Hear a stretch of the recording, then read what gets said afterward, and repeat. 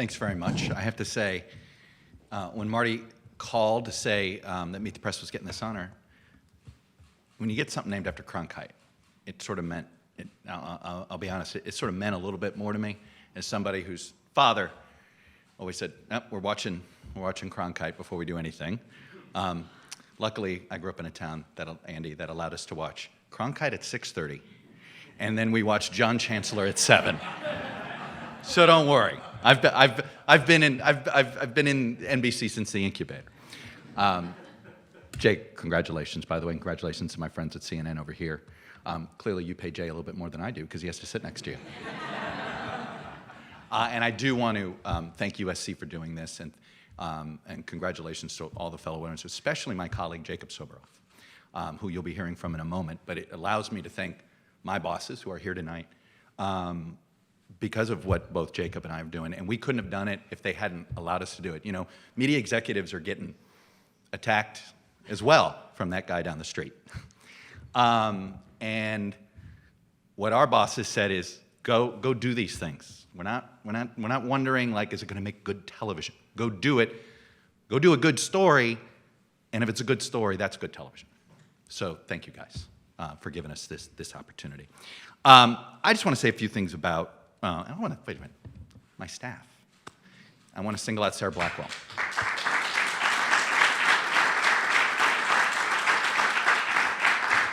As Jake said so well, television, you know, we get the arrows for those of us on camera. We get the praise when it comes.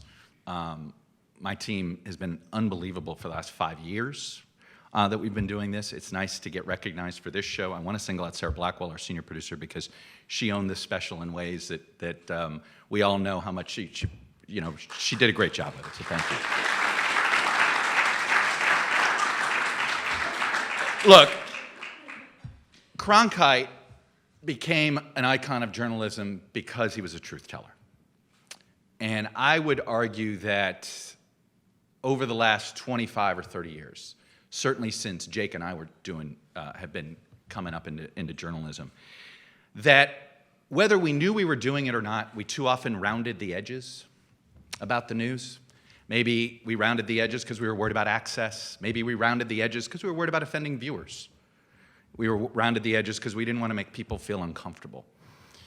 I think over time, the rounding of the edges is probably done more to erode this trust between us and the viewer than anything else. And I think the most important thing of this era, and certainly what my own mindset, and if you guys could ever see our morning meetings at Meet the Press and Meet the Press Daily, you would see the type of conversations we have. I've heard this phrase earlier, clarity of purpose, a little bit. I boil it down this way. You remember right after 9/11, if you see something, say something. I think our job in journalism now is say what you see. Don't round it. Say what you see. If it's going to make your viewers uncomfortable, well, I always say it. 1 hour of Meet the Press better I want everybody uncomfortable for 5 minutes. No matter what side of the aisle you're on, no matter what position you're on. We're not doing our job if you're not uncomfortable for a little bit, and what you're hearing, if it's not making your position feel a little bit unclear. I'll admit that I was sort of taken aback that us declaring that we weren't going to have climate deniers on the show was a big deal. That shouldn't have been a big deal. Thank you for noting it and honoring it, but it shouldn't have been a big deal. We also didn't invite anybody from the Flat Earth Society. The fact of the matter is I grew up in Miami.